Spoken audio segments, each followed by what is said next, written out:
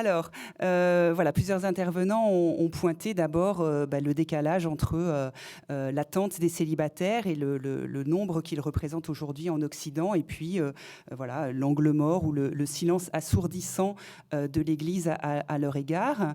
Est-ce qu'il y a une difficulté particulière de l'Église et de la doctrine chrétienne à situer le célibat nini, enfin disons le célibat laïque, par rapport à la vie consacrée et par rapport au mariage ?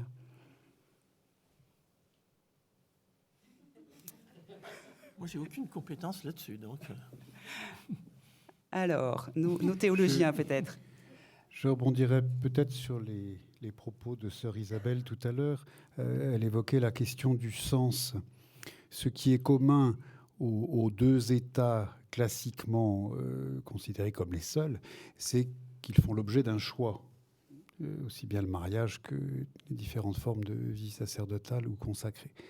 Alors que pour beaucoup de célibataires, ils n'ont pas choisi à aucun moment, enfin en tout cas dans le début de leur cheminement, ils ne se sont pas dit « moi je veux être célibataire ». Il y a des gens qui, je pense que même dans les figures qu'on évoquait tout à l'heure, je ne connais pas Madeleine Delpal, mais je connais bien Marie-Noël, assez vite elle a fait ce choix-là. Bon. Mais pour la plupart des gens, cet état n'est pas choisi.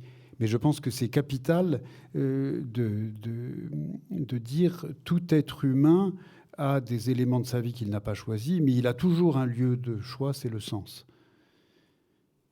Ça paraît tout à fait essentiel. Et je crois que c'est là l'exercice de notre liberté. Jean, je rebondis, moi aussi, cher frère. Et je me dis que c'est assez fondamental. On est tous, mais alors tous, quel que soit notre état de vie, quel que soit notre âge, j'allais dire convoqués en permanence à nous situer sur cette liberté fondamentale d'être qui nous sommes. Alors qui nous sommes, ça se découvre aussi au fil des années. Et comment se désentraver de ce qui empêche justement de croire que c'est possible d'être libre. Voilà. Ça peut paraître un peu alambiqué, comment je le dis, et en même temps, on se heurte toujours à ça. C'est comme si, et je pense que l'histoire du non-choix ou de l'impossibilité, je ne peux pas choisir alors que je voudrais tellement ça, qu'est-ce qu'il y a derrière cette manière de se situer qui peut être tout à fait légitime, hein, je n'ai pas de jugement moral, mais quand même, qui va faire que, et j'ai beaucoup accompagné de célibataires, et il y a déjà une trentaine d'années, je donnais avec Michel Bureau, jésuite, des sessions sur le sujet. Bon, Claire, ici présente, le sait. Bon, et on se heurtait justement à cette espèce d'impossibilité, j'allais dire psychique, affective, de dire, mais c'est ça que je veux, pourquoi je ne l'ai pas? Alors, comment aider à dépasser ça, cette souffrance de croire qu'on est emprisonné, j'allais dire, alors que la liberté est quelque part et qu'il faut trouver la porte. Moi, je me demande si, dans quelle mesure, un des dangers, c'est de ne pas subir continuellement sa vie, subir les choses, et qu'à un certain moment, il n'y a pas à consentir à une réalité et devenir en quelque sorte pilote de cette réalité-là, tout en restant ouvert, si on le désire, à contracter une alliance.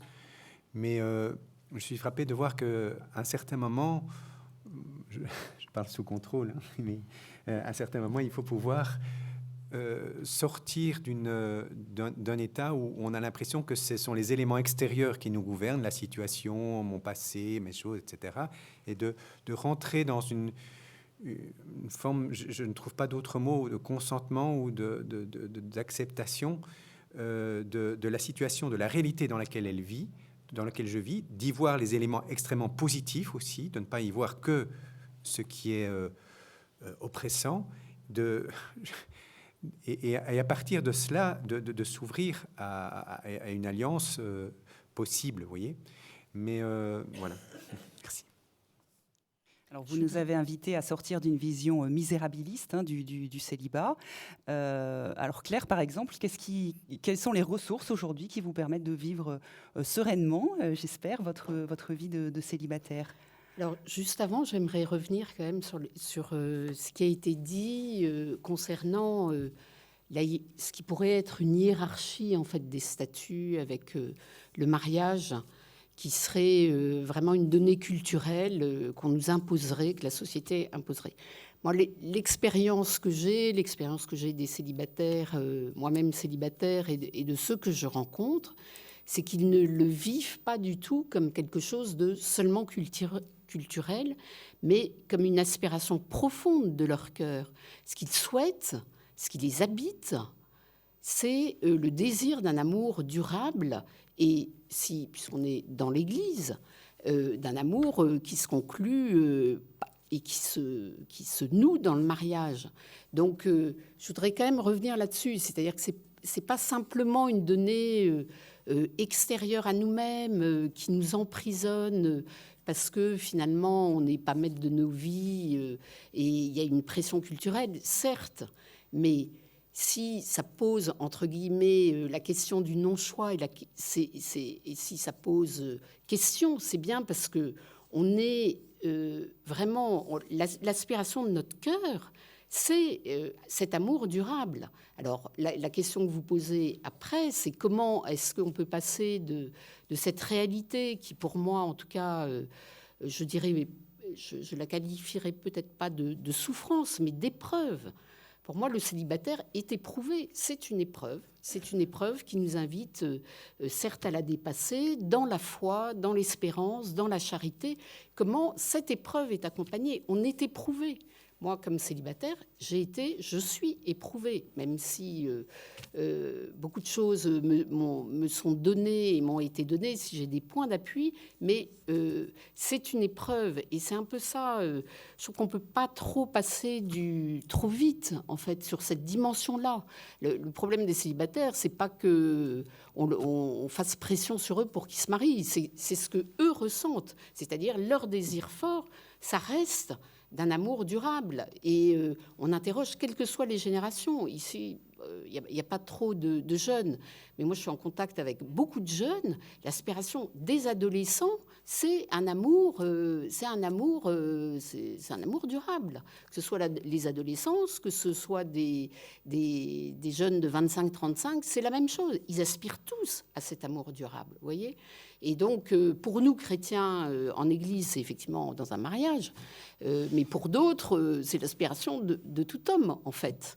Et donc, il ne faut pas passer un peu trop vite à côté de cette réalité. Ce n'est pas qu'une question ni de statut, ni de pression sociale et dont il faudrait sortir pour donner un statut aux célibataires. Voilà, c'est un peu mon avant de répondre à ta question, mais peut-être que...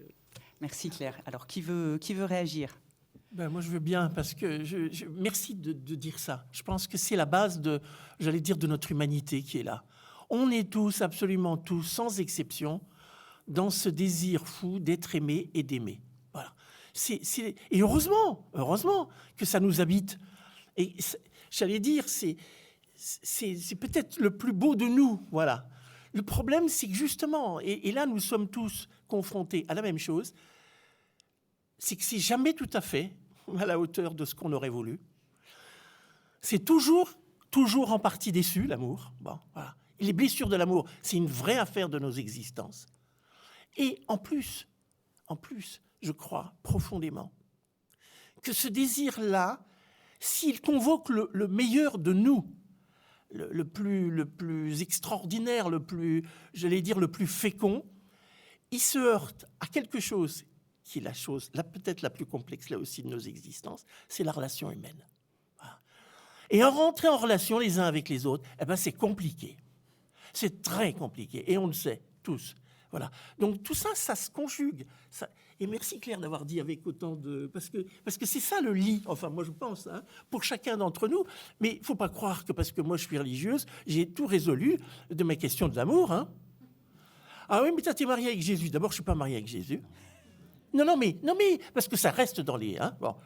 Donc, je n'ai rien résolu de plus au niveau de l'amour, d'aimer ou d'être aimé. Je veux dire que c'est toujours en travail, c'est toujours en chemin. Et les personnes mariées peuvent en témoigner aussi. Il y a beaucoup à dire là-dessus. Oui, je peux peut-être préciser 2 points. d'une part, ne pas confondre, quand j'évoquais culture, ne pas confondre ça avec pression sociale qui serait extérieure. Si, comme vous en avez témoigné, le désir de beaucoup de célibataires est vécu très intimement comme cela, ce n'est pas hors culture. Enfin, nous sommes structurés très intimement par notre culture. Donc la culture, c'est pas une pression extérieure, c'est aussi ce qui nous... Et quand on a vécu dans d'autres cultures, on se rend compte que, par exemple, l'aspiration au mariage n'est pas forcément aussi présente. Bon. Donc, nous ne sommes pas... il y a cette dimension commune à tous les hommes, et puis en même temps, nous la vivons inscrit dans un état donné d'une culture à un moment ou à un autre. Et là, je voudrais interroger ce que vous avez toutes les deux mis en valeur, avec lequel, bien évidemment, je suis en plein accord sur... nous sommes habités par un désir d'aimer et d'être aimé. Et ce que j'essayais de dire tout à l'heure, c'est interrogeons cela, c'est-à-dire que est-ce que ce désir d'amour profond, de relation profonde avec quelqu'un qui nous habite, est-ce que la seule réponse est le mariage? C'est là que je voudrais introduire un tout petit peu de jeu et dire qu'il y a d'autres formes de relations qui, malheureusement, culturellement, ne sont pas valorisées, mais qui répondent aussi à cette attente-là. Et que l'amitié n'est pas un sous-produit. Enfin, qu'une vie peut être illuminée par des amitiés qui viendront prendre une place qui n'est pas celle du mariage, bien sûr, mais que à ce désir dont nous sommes, je pense, assez convaincus qu'il nous est commun à tous, il n'y a pas une réponse unique qui est celle du mariage. C'est juste ce petit jeu-là que je voulais introduire. Alors, pour les célibataires chrétiens, il peut y avoir une souffrance particulière à penser que Dieu ne répond pas à leur attente légitime de leur envoyer un conjoint chrétien. Alors, et Dieu dans tout ça, nous disait sœur Isabelle. Alors, je vous renvoie puisque vous n'êtes pas mariée avec Jésus, je vous renvoie la question. Est-ce qu'il y a, alors je vais préciser, est-ce qu'il y a à convertir aussi une certaine image de Dieu telle qu'il peut intervenir dans nos vies ? Oh bah ça oui, alors mais de toute façon, elle est à purifier tous les jours, je dirais. Bon, moi, le Dieu que j'ai rencontré il y a 40 ans et celui d'aujourd'hui n'est pas tout à fait le même. Hein. On a fait du chemin tous les deux, bon, ensemble. Mais ce que je veux dire, c'est, et Dieu dans tout ça, justement, je suis frappé, alors là je parle de ma patientèle, donc de ceux qui viennent me voir et qui, par définition, vont pas bien. Hein. C'est rare qu'on vienne voir un psychanalyste pour lui dire « je viens vous voir parce que je vais très bien ». Bon, donc c'est en général pour déposer des questions de fond, et notamment 99,99% des questions de vie affective. Voilà. Si jamais commode la relation à l'autre. Bon, donc la relation à Dieu, je ne vois pas pourquoi elle serait plus simple. Et finalement, il y a quelque chose qui se tricote j'allais dire, dans la modification du rapport à l'autre, dans notre liberté plus grande peut-être, j'allais dire, dans nos relations à la fois avec nos amis, nos familles, nos frères et sœurs, en religion par exemple, ou bien nos conjoints, nos enfants, etc. C'est la même chose. C'est un jeu il faut apprendre à être libre. Mais avec Dieu, c'est pareil. Bon. Dieu est-il celui, je disais tout à l'heure, et je vous assure, c'est pas un schéma préfabriqué que de dire ça, parce que je l'entends encore souvent. Dieu a-t-il une volonté particulière pour moi? Et s'il l'a, comment ça se fait qu'il ne répond pas? Alors, est-ce que c'est parce que je prie pas assez? Est-ce que c'est parce que j'écoute pas? Est-ce qu'il faudrait que je me fasse appareiller? Est-ce que je sais pas quoi? Vous voyez? Bon. Mais c'est pas ça. C'est pas ça dont il s'agit. Enfin, ou bien alors Dieu, c'est un fichu coquin dans un coin qui est là à attendre que je me plante ou au contraire que je réponde bien à la question posée à l'étape suivante. Mais ça ne va pas du tout, ça. Bon. Alors, qui est ce Dieu qui me veut vivante, oui ou non? Vivante ou vivante, voilà. Mais d'abord, vivante. Mais qu'est-ce que c'est que d'être vivant? Je suis désolé de poser des questions aussi simples, mais c'est quand même une question de fond. Comment aujourd'hui est-ce que je peux dire, alors, bon, moi, par exemple, à titre personnel, qu'est-ce qui me fait vivre?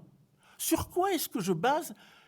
C'est quoi mon point d'appui de vivante qui aime et qui est aimée? Je vous renvoie à la question.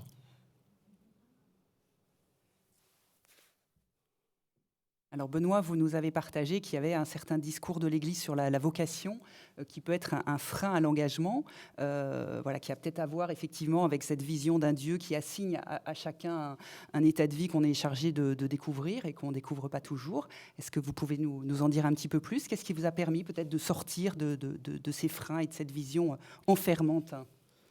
Je repartirai de ce qui vient d'être dit. On avait fait avec les jeunes professionnels un petit forum sur divers sujets. Nous, on avait choisi justement la vocation ou la liberté, plutôt la liberté. Et le titre du forum, c'était Dieu, quand tu veux, tu me dis ce que je dois faire.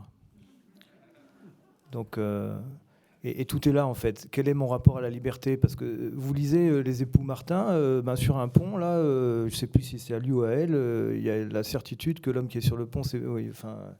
Voilà, donc elle a un signe comme ça. Bon, et moi alors, quel est le rapport à la liberté? Comment Dieu... Je crois profondément que Dieu veut que je sois adulte. Moi, mon problème, c'est que ma liberté, c'était un talent que j'ai voulu planquer, parfois en le donnant à un père, ce qui n'est pas mieux que de le mettre dans la terre.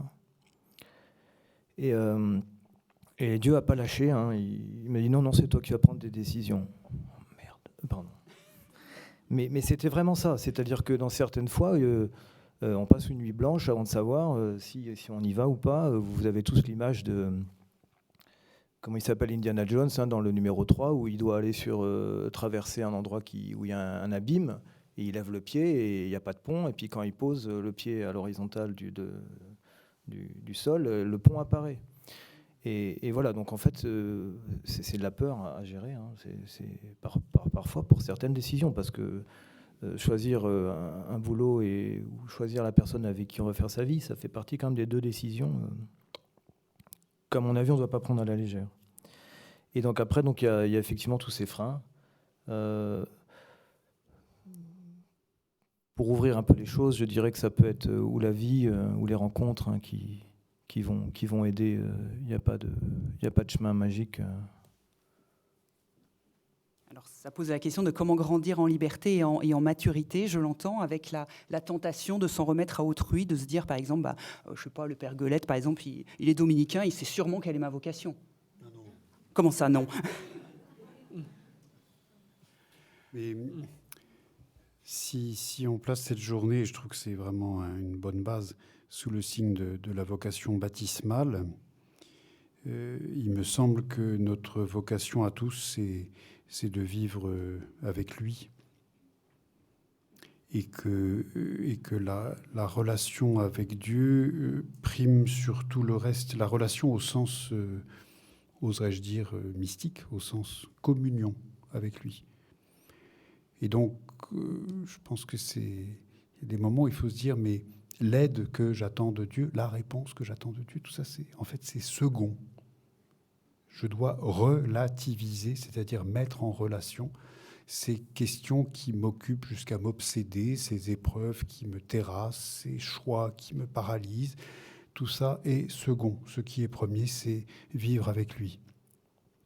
Je suis grand lecteur de Maître Eckhart, et j'aime bien une formule de Maître Eckhart qui est un peu hard, comme toujours avec lui. Si tu es malade, que ce soit au nom de Dieu. Si tu guéris, que ce soit au nom de Dieu. Si tu meurs, que ce soit au nom de Dieu. Un peu hard, hein. Mais je crois que c'est vraiment ça le fond du fond de la vie chrétienne. C'est-à-dire que, bien sûr, quand nous sommes malades, nous pouvons demander à Dieu la guérison. Mais en fait, de toute façon, il y a un jour où ça se terminera mal, chacun d'entre nous. Donc, si tu es célibataire, que ce soit avec Dieu. Si tu es veuf, que ce soit avec Dieu. Si tu es marié, que ce soit avec Dieu. Enfin, l'union, le fait de marcher en sa compagnie, de marcher en sa présence, me semble le fondement. Si on ne le met pas en place, la relation à Dieu et la place qu'on va accorder à Dieu va être pas juste, quoi. Alors, Père Bonwin, vous qui avez rencontré beaucoup de célibataires, est-ce que ça résonne avec votre expérience d'écoute? Je ne sais pas si j'ai rencontré plus de célibataires que tout le monde ici. Mais, non, moi, ce qui me frappe beaucoup, c'est la question de la conversion à la réalité. Souvent, on a une conception d'un Dieu qui... Moi, j'ai servi longtemps les futurs prêtres, travaillé aux vocations, comme on dit. Et souvent, il y a cette conception d'un Dieu qui a écrit notre histoire dans le ciel et qu'il faudrait essayer, un peu comme les idées platoniciennes, essayer de repérer. Oui. En fait, la question, je pense, c'est une conversion à la réalité, c'est-à-dire dans la réalité de mon existence, à quoi le Seigneur m'appelle. Non pas à l'homme ou à la femme idéale que je voudrais être ou que je pense être, mais dans le concret de ma vie, à quoi est-ce qu'il m'appelle ? Ce à quoi il m'appelle, c'est vraiment un chemin de bonheur, de béatitude au singulier et au pluriel, les béatitudes. Et c'est dans cette dynamique-là qu'après, comment est-ce que je peux contracter des alliances ou non, etc. Mais je pense que on a tous dans l'arrière-fond, en tout cas moi, le désir d'un Dieu avec une baguette magique, vous voyez. Je pense que c'est plutôt le Seigneur rentre par la porte de service et nous aide à nous déployer et à... Enfin, c'est ça, faire alliance. Et comme disait sœur Isabelle, comment avancer avec lui, en fait, comment être ensemble. Oui. Et c'est vrai que nos conceptions du Seigneur et de son action, pas simplement de qui il est, mais aussi comment il agit, évoluent avec, au creuset des épreuves, au creuset aussi des joies, des rencontres, etc. Alors, nous nous interrogeons sur les ressources de la sagesse chrétienne pour les célibataires. Moi, j'avais en tête la ressource socle de notre foi, c'est-à-dire la Bible. Et en même temps, le lecteur de la Bible qui cherche des éléments sur le célibat, il sera très déçu parce que c'est une réalité à peu près inconnue de la Bible pour des raisons culturelles et historiques. Est-ce que, autour de cette table, vous auriez vous pensez à un texte biblique, à une référence qui pourrait aider les célibataires à cheminer sur leur propre chemin? C'est vrai que dans l'Ancien Testament, on a une culture de l'époque. Dieu crée l'homme et la femme pour se marier. Mais je voudrais simplement, pour faire alliance, on pense au chapitre 1 et surtout le chapitre 2 de la Genèse. Mais je voudrais faire référence à lorsque j'étais étudiant, il y a une ancienne professeure qui faisait cette remarque étonnante, c'est qu'elle disait le cri que Adam pousse lorsque il voit Dieu lui présenter Ève, en quelque sorte. Elle faisait remarquer que le cri que Adam pousse de joie, d'exclamation, de reconnaissance, etc., c'était d'abord devant le mystère de quelqu'un d'autre que lui. Et puis de surcroît, il se rend compte que c'est une femme. Oui.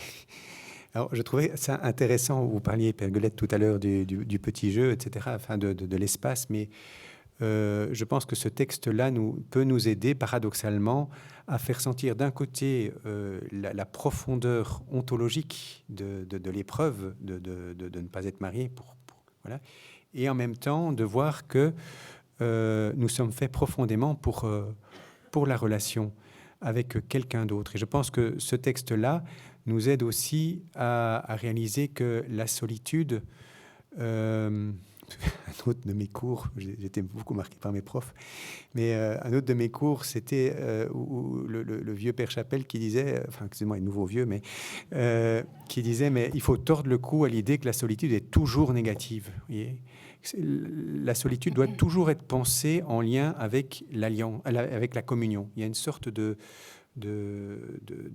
tension féconde entre solitude et communion. Comment penser les choses ensemble.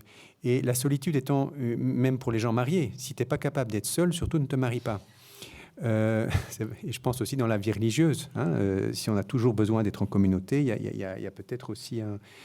Mais comment est-ce que, puisque la solitude est une réalité aussi précieuse en tant que creuset et condition de la communion, elle peut être aussi profondément blessée. Elle peut être comme la communion, oui. La solitude étant une réalité belle et délicate, elle peut être aussi très profondément tordue. Enfin, on est tous blessés dans notre solitude, hein, tous. Mais voilà. Donc je pense que ce texte, paradoxalement, de Genèse 2, peut être un des textes qui peut nous aider à avancer. Mais il y a sans doute d'autres textes aussi sur certains prophètes. Alors Claire, est-ce que vous auriez à nous partager un texte qui vous parle particulièrement ? Alors moi, il y a effectivement, pour rebondir sur ce que vous avez exprimé, il y a effectivement la question du sens de notre vie comme célibataire, et vous avez posé la question de comment est-ce qu'on pouvait être vivant comme célibataire, comment est-ce qu'on pouvait être heureuse. Moi, le texte qui m'a fait vivre comme célibataire, c'est cette phrase, mais qui n'est pas un texte de la Bible, qui est cette parole de Sainte Thérèse, qui l'invitait à se détourner d'elle-même, et dès lors, je fus heureuse. Et pour moi, ça a été peut-être le point de départ, en fait, pour vivre mon célibat autrement, et en trouvant là la ressource pour me détourner de moi-même et être heureuse, et comprendre en fait que, effectivement, comme célibataire, j'avais des peines et des douleurs, mais comme dans d'autres états de vie, et trouver un sens à ma vie, et notamment un sens en me donnant aux autres. Comme texte, j'avoue que j'en ai pas trouvé sur le célibat qui me soit tellement dans la Bible, puisque même le Christ, quand il est interrogé sur le célibat, renvoie à la question en disant comprenne qui pourra. En fait, il y a deux états de vie. En fait, si on reprend ce texte de l'Évangile, il y a le mariage et le célibat. On est célibataire, soit parce qu'on est eunuque, soit parce que les difficultés de la vie. Et après, voilà. Donc, effectivement, dans les textes, je n'ai pas trouvé une consolation à cette situation de célibataire. Alors, sur le côté droit de la table, est-ce qu'il y a des références qui viennent à l'esprit, alors qui peuvent être au-delà de la question du célibat, mais... Non, mais je vous en prie. Je n'en ferai rien. Ah bon, alors moi j'y vais pouvoir. Alors bon, puisque j'ai l'autorisation à m'y donner. C'est pas un texte particulièrement, c'est une ambiance générale de la Bible. Dans la Bible, il est quand même beaucoup fait mention d'élection. Voilà, peuple élu. Et il y a quelque chose là qui est vraisemblablement blessant dans les vies où on pense qu'on n'a pas été choisi. Bon. Et qu'on ne fait pas partie de ceux qui sont élus, choisis, voilà. Bon. Il y a quelque chose à traverser là. Il y a quelque chose peut-être à aller interroger dans le fond du fond. Bon. Parce que, est-ce que c'est bien de cette élection-là dont il s'agit ? Est-ce que nous ne sommes pas, comme pour alors le rappeler tout à l'heure, et avec force, et Dieu sait si c'est important, notre vocation baptismale, oui, bien sûr, mais ça ne dit pas tout. Enfin, je veux dire, une fois qu'on a dit ça, on a planté le décor, mais il faut la vivre, il faut l'habiter, il faut la traverser, bon, de la même manière que n'importe quel état de vie après. Donc, je ne suis pas choisi au sens où je crois que si j'étais choisi, ce serait parce qu'un homme ou une femme aurait posé sur moi un regard et là je serais choisi. C'est pas ça le choix, vraisemblablement. Alors, que ça soit à hauteur humaine, ça, oui, je le comprends, c'est crucifiant, c'est une souffrance, etc. Comment nous aider les uns les autres à dépasser ça ? Est-ce que moi, Isabelle Le Bourgeois, je suis choisie particulièrement parce que je suis religieuse ? Je ne crois pas ça. Je pense que c'est la rencontre de deux libertés. Parce que sinon, alors... c'est facile, hein. Bon, moi, de toute façon, c'était écrit, je suis choisi, donc j'ai pas de souci à me faire, et je reste dans la vie religieuse, tant pis, voilà, machin. Bon. Mais non, c'est à construire. Ce sont des libertés qui se rencontrent. Vraiment, c'est très important pour moi, ça. Je termine juste sur une parole qui, alors, semble n'avoir rien à voir et qui, pour moi, a tout à voir. C'est en Genèse 3. C'est la première parole que Dieu adresse à l'humain. Où es-tu ? Et cette parole-là est une convocation à l'altérité. Dieu se pose en autre, face ou avec l'homme, voilà. Et il invite l'homme à se situer en altérité. Or, on sait bien, nous savons combien cette question de l'altérité encombre nos vies. C'est très compliqué, l'autre. Moi, j'aimerais bien que si quelqu'un me dit que ce n'est pas compliqué, j'aimerais beaucoup le rencontrer au moment du déjeuner. Hein, parce que ça me passionne. Mais c'est justement toute notre blessure, notre joie et notre blessure, c'est l'autre.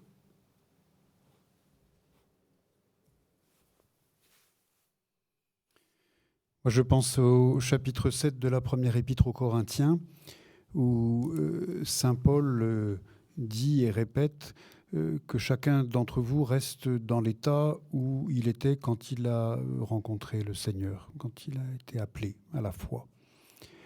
Alors on voit bien que son cœur penche du côté du célibat. Il dit j'aimerais bien que vous soyez tous comme moi. Enfin, et d'ailleurs, c'est intéressant de voir que ça serait, je pense, forcer le texte que d'y voir un célibat consacré. Il ne dit pas je suis célibataire pour le Seigneur, il dit simplement je m'abstiens. Bon, donc ça peut ouvrir des pistes à mon avis. Mais une fois encore, le fait qu'ils disent oui, moi mon penchant c'est plutôt là, mais il ne s'arrête pas. C'est pas la fin de son propos. La fin de son propos, c'est de dire basta. Vous êtes marié, vous êtes veuf, vous êtes célibataire. Et ben voilà, c'est dans cet état-là que le Seigneur vous rencontre. Et puis il continue en disant ce qui peut nous scandaliser. Vous êtes esclave, vous êtes libre, pas très important non plus. Et donc on rejoint l'idée que j'évoquais tout à l'heure, cette espèce de relativisation, de dire ce qui compte, c'est là, aujourd'hui. Je suis marqué par le Christ, je suis appelé à la foi avec ce que je suis, là où je suis. Il me semble que c'est cela que dit Paul et que ça peut peut-être aider. 1 Corinthiens 7. Benoît, une référence biblique qui vous vient à l'esprit? J'en ai deux.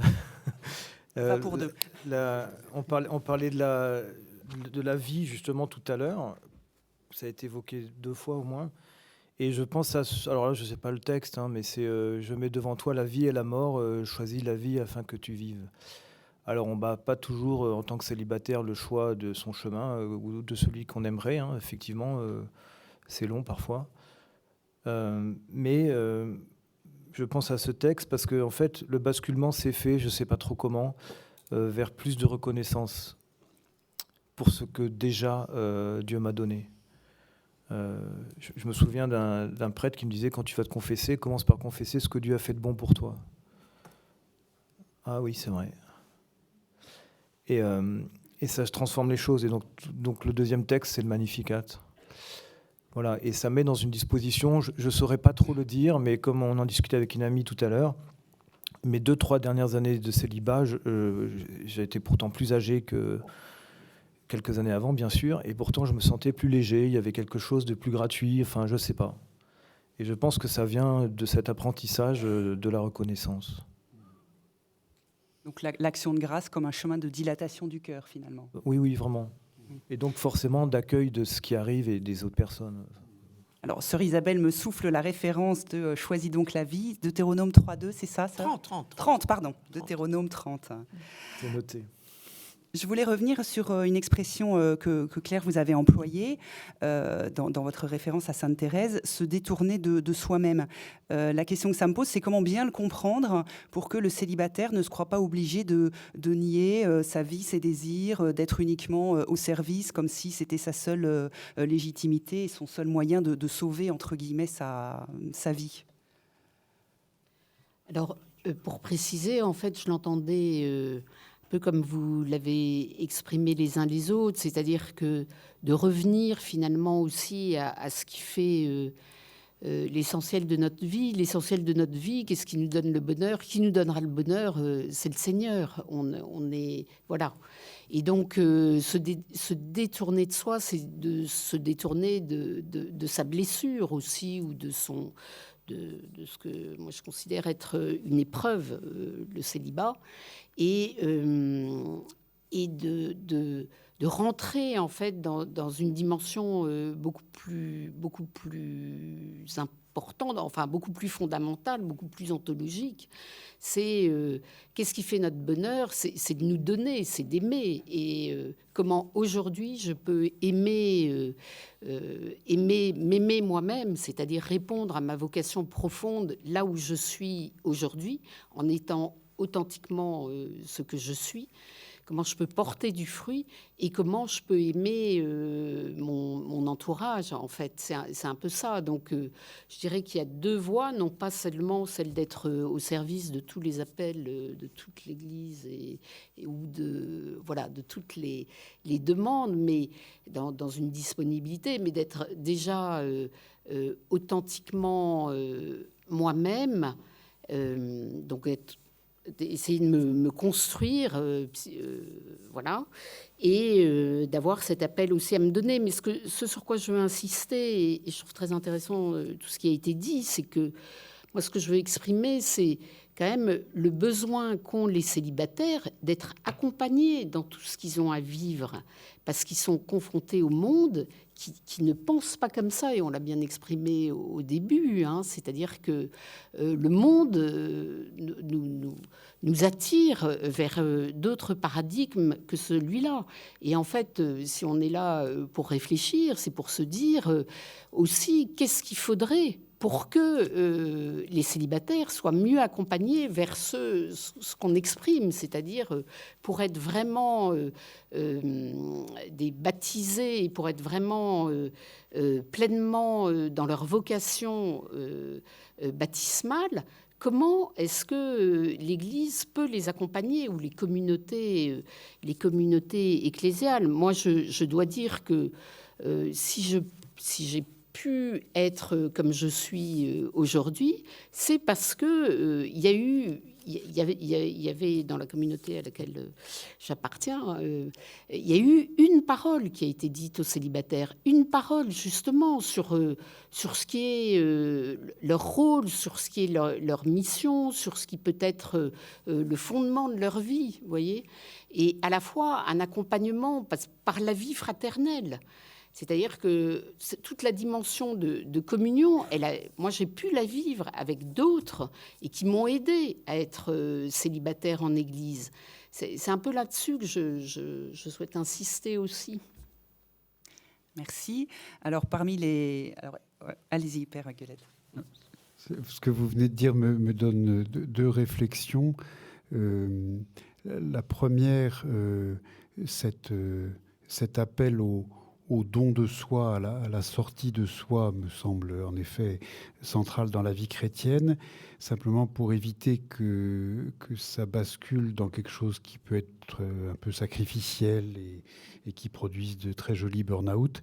Je pense qu'il faut que le propos d'une extrémité de la table soit conjugué avec le propos de l'autre extrémité, c'est-à-dire le don de soi associé à la gratitude, enfin à l'action de grâce pour ce que je reçois aussi. C'est-à-dire qu'on ne soit pas dans un don de soi qui soit purement à sens unique, dans lequel on se détruit et on s'épuise.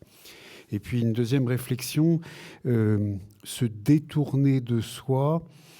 Je crois que je comprends ce que vous évoquez, mais j'ai un peu peur qu'il y ait quelque chose de l'ordre soit du mépris, voire du déni. Enfin, ce qui est, moi, c'est dangereux. Je suis plus à l'aise avec le vocabulaire du détachement, de l'acquisition d'une liberté, avec l'idée qu'on ne se détache que de ce qu'on a accepté de regarder en face, que de ce qu'on connaît. Excusez-moi de citer Maître Eckhart, mais en présence de l'évêque de Strasbourg, on est forcément poussé vers l'Est. Mais quand même, Eckhart, il dit quelque chose d'assez profond là-dessus. Il dit « Observe-toi toi-même, et chaque fois que tu te trouves, laisse-toi, c'est ce qu'il y a de mieux. » J'adore. Observe-toi toi-même, et chaque fois que tu te trouves, laisse-toi, c'est ce qu'il y a de mieux. Donc vous voyez bien que le laisser n'est pas un... Il ne dit pas ce qu'on a trouvé est bon ou mauvais. Il faut simplement arrêter de tenir, quoi. Mais ça commence par l'observation. Je ne pourrais laisser que si j'ai accepté de regarder les désirs qui m'habitent, et ça c'est tout le travail de sœur Isabelle, d'aider ses patients à regarder tranquillement, sans panique, ce qui les habite. Et c'est parce qu'on a regardé qu'on peut laisser, qu'on peut se tourner vers l'autre. S'il n'y a pas cette première étape de « observe-toi toi-même », on risque de bâtir un engagement sur des fondations qui sont tordues et ça va produire des choses pas forcément très, très justes. Et puis, il faut laisser. Et nous savons bien qu'aujourd'hui, il y a des gens qui sont des pros de l'observation d'eux-mêmes, qui font un stage de développement personnel par mois et qui n'ont jamais fini. J'en suis au niveau 4, mais je pense qu'il faudrait que je fasse le niveau 5 parce que je sens qu'il tout au fond, il y a encore des blessures. Je me rappelle une fois, j'avais rencontré un gars grand ponte de ce genre de choses, qui me disait « J'ai observé chaque cellule de mon corps ». Il a dit « Fichtre, quel boulot hein !» So what? Voilà. Et puis so what? Ça sert à quoi? Donc, s'observer, savoir se regarder, mais sans fascination. Et chaque fois que tu te trouves, laisse-toi. C'est ce qu'il y a de mieux. Alors, je ne suis pas une spécialiste de Maître Eckhart. Ben oui. Il y a des manques, des lacunes comme ça, mais je vais combler un de ces jours.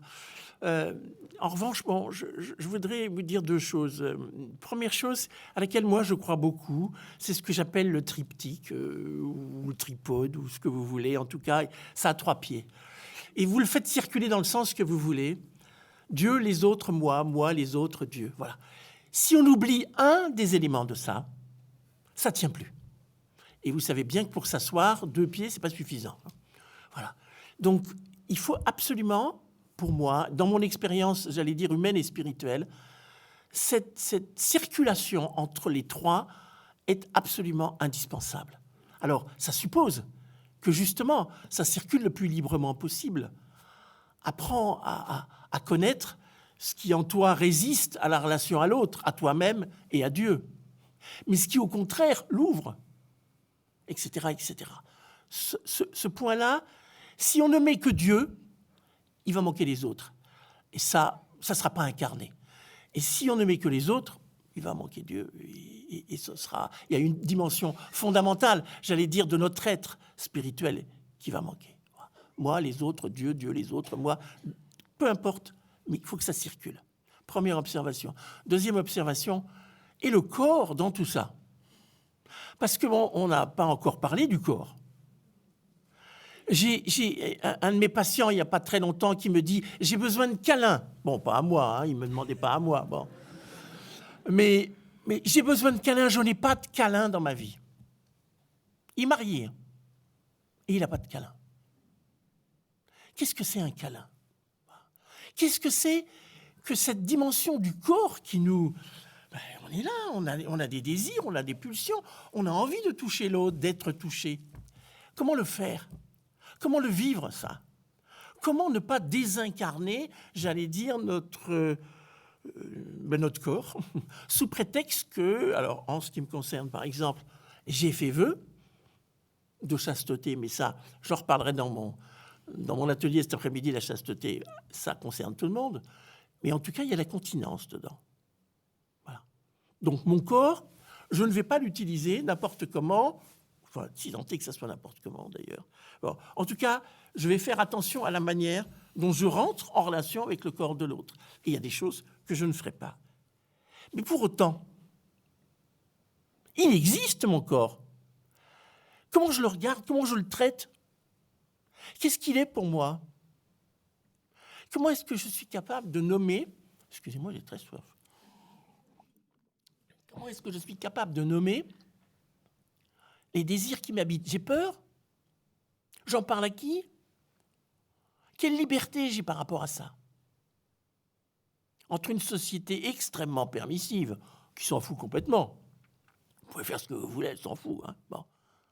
Et une église qui s'en fout pas, mais qui est quand même un petit peu rigoureuse, et la manière dont je le dis bien de quel côté je penche, bon, sur un certain nombre de plans, et, à mon avis, un petit peu excessive dans le regard qu'elle pose sur la sexualité, mais bon, ça, c'est mon point de vue, et je le partage avec moi-même. Mais je pense que là, comment trouver notre liberté à l'intérieur de ça? Comment faire pour que nous soyons des vivants incarnés? Parce que sinon, Dieu, moi, les autres, et vous voyez le truc, ça ne va pas fonctionner. Ça ne va pas être incarné, ça ne va pas être vivant. Bonwin. Avant de poursuivre sur la seconde piste qui vient d'être donnée, je pense que quand Thérèse de Lisieux parle de détournement de soi, quand c'est mis dans le contexte général, c'est en fait une autre forme d'attachement. Donc moi, le mot détachement, je dois avouer, bien sûr, ça fait partie d'un... Mais tout l'art, c'est comment est-ce que je vais non pas me détacher, mais comment est-ce que je vais m'attacher de façon ajustée. Oui. Et c'est dans ce sens-là que le détournement de soi est un moment qui permet un juste attachement. Voilà. Alors, sur la question du corps, évidemment, c'est une question qui est absolument gigantesque et qui ne se pose pas uniquement dans le cadre des célibataires, mais de façon peut-être très, très vive dans certaines situations. Je ne suis absolument pas psychologue ou psychanalyste, mais il me semble que cette question justement d'un juste attachement, hein, mais un attachement qui est incarné aux différentes réalités qui sont autour de moi, les personnes, mais aussi, je pense qu'il faut pouvoir élargir. Freud a un petit peu développé cette question de la sublimation.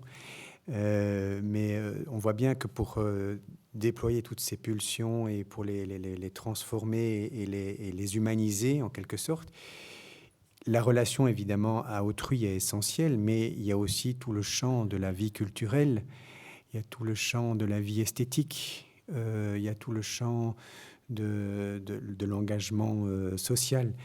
Et donc, c'était une des découvertes en creusant cette question-là sur justement le rapport au corps. C'est à force de trop centrer sur la relation, qui est important, hein, donc je ne veux pas la relativiser, mais je voudrais aussi, me semble-t-il, et je le vois même pour moi-même, c'est pas la même chose quand je regarde un James Bond, que j'aime beaucoup, et quand je regarde un film, un Fellini ou je sais pas quoi. Mais donc, je pense que il faut pouvoir aussi, et pas simplement pour les célibataires, pour toute personne, déployer son humanité dans son aspect incarné, dans toutes les dimensions. La connaissance aussi, l'aspect de connaissance est un lieu extraordinaire, dans tous les sens du terme connaissance, c'est un lieu extraordinaire de déploiement de ça et de transformation de toute cette énergie vitale qu'il y a en nous, d'humanisation, si vous voulez.